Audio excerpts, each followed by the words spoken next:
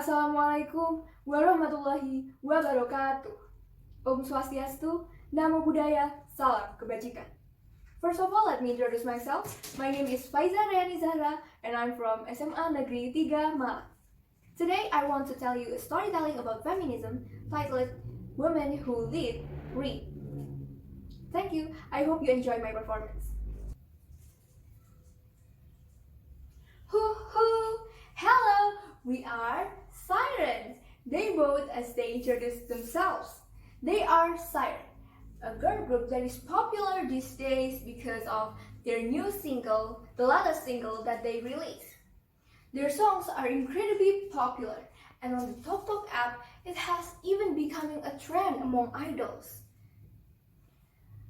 They have been making their debut for 3 years, and they have accomplished so much without ever taking home a trophy.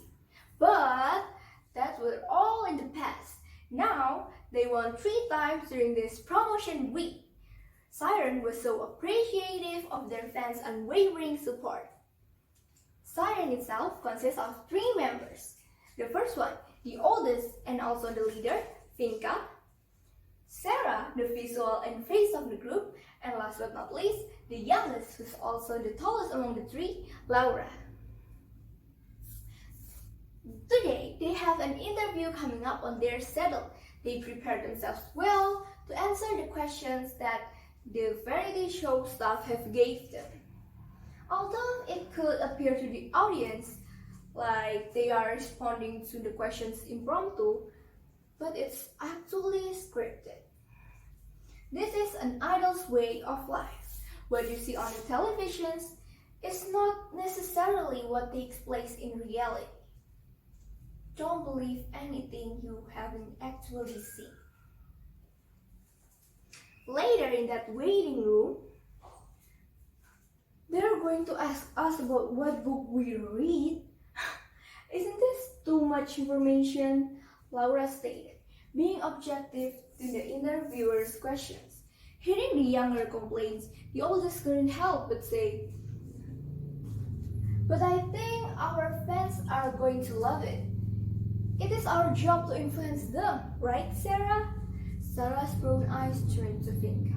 Then in excitement, she said, "Yeah, besides, I really want to recommend some of these books to our fans." Sarah holds a book written by Agatha Christie, her favorite mystery author. She was so famous for her mystery thriller books. A sink echoed in that not-so-spacious waiting room. Agatha Christie's again, huh? Laura continued. You never stop talking about her books. Sarah puffed her cheeks and acting mad at Laura for complaining about her books. You never... Oh, come on, Laura. Once you read it, you will know. And you will surely regret what you just said now because you didn't read her books earlier. Meh. Finka shakes her head because of remembers not so important debate. Come on guys, we have to get ready. She says that as the staff already standing outside their waiting room, waiting them to lead them towards the interview stage. The interview and everything else ran just fine until... And so, what are your 3 favorite books that you read, Sarah? I heard this because your fans often asking this on your social media. You often share things like reading books and such, right? The interviewer asked. She wore a white blazer. Her pretty blonde hair was blown by the wind. My top 3 favorite books are... Sarah keeps thinking and thinking. Then she came up with an answer. Oh, the first one is gonna be And Then There Were None by Agatha Christie. Oh my god, I love her books. Like, the plot twist, how complex the story goes. It's just, it will blow your mind, completely blow your mind. It is so cool. Still at her excitement that she had in the waiting room, Zahra was delighted. "Oh gosh, I love Agatha Christie's books as well," the interviewer replied. I guess everyone else already knows about the second book because the countless time I've shared this on my social media. The second one is Pride and Prejudice, English classic, yeah? Everyone in that studio giggled with her, even the film director itself. The last is my recent read. The title is, let me remember a bit. Oh, it's Kim Ji-young, born in 1982. This book, Sarah's attention was caught by a loud gasp. It made her stop talking. People who were watching the interview began to murmur to one another. There's a guy who raises his hand in the middle of the crowd and says, "Why would you read such books?" Zahra looked at him confusedly. "What do you mean, why?" She asked out of curiosity as to why most of the guys there looked offended. They looked mad. "It's a book about feminism. It's against the norm. It's against the ideals of our country. A woman is expected to do less than a man. They get paid less, work less, they just have to stay home all day, cook and clean the house," says the guy who raises his hand earlier.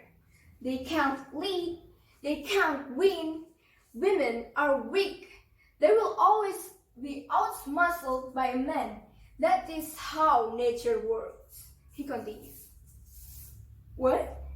Despite Sarah's best effort to not look rude or seem rude, the crowd misunderstood what she said. "It goes against the ideals of our country." Everyone chanted that, claiming that Sarah should just leave the group because she is against the ideals of their country. The moment the artist protection crew enters the stage, chaos ensues. Siren was led to the exit door, but Sarah was doused by water by a man. "You should leave, Siren!" the guy who poured the water spoke. Some fans even tore Sarah's banner that has her face, did vandalism on her poster, and threw her photo card away. Some even burned the photo card. After exceeding the interview, they got to their car. "Zahra, are you okay?" Finka asked in a worried tone. "Maybe. I don't know. Why are they so mad? What did I do wrong? And to say that women do less than a man is just too much. What a misogynist. Gender equality is also a thing, you know." Frustrated, Sarah cried, and Finka and Laura hugged her in order to calm her down. "Don't worry, Sarah. I'll fix this. I'll speak to the producer about this." Their manager, Theo, said that with his hand, and his head popped out from his car seats. 4 days later, their agency made a statement on their social media that there would be a press conference about this issue. The public was stunned to hear of their brave move. At the press conference, the agency director, who is also a woman, spoke up about how patriarchy can be anarchist, about women who aren't supposed to be looked down upon by some people. "You guys must have a mother who's also a woman, right? What makes your mother different than the other women? I'm sure you guys will be mad as well if someone humiliates your mother, right? Gender equality is a stage of equal access to resources and opportunities regardless of gender. Women can lead, women can swim, and women have the same opportunities as a man does. As you guys know, knowledge is the most powerful weapon in this world. In order to get knowledge, what do? We read, right?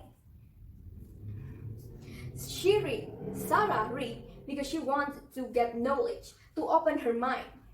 With this, I stated that what Zahra did doesn't go against the ideals of our country nor our norms. That is all I want to say. Thank you for all your support. I hope you guys understand about this gender equality things, and I hope I don't harm anybody today. With that, the director leaves the press conference. After that, there were fewer and fewer scandals.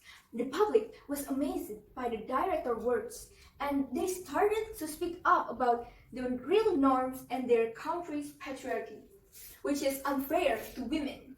Many people stood for Zahra, saying that she wasn't wrong for reading a book, and she wasn't wrong for proving that patriarchy can be anarchist. That is all my storytelling about this. Thank you for listening. Wassalamualaikum warahmatullahi wabarakatuh.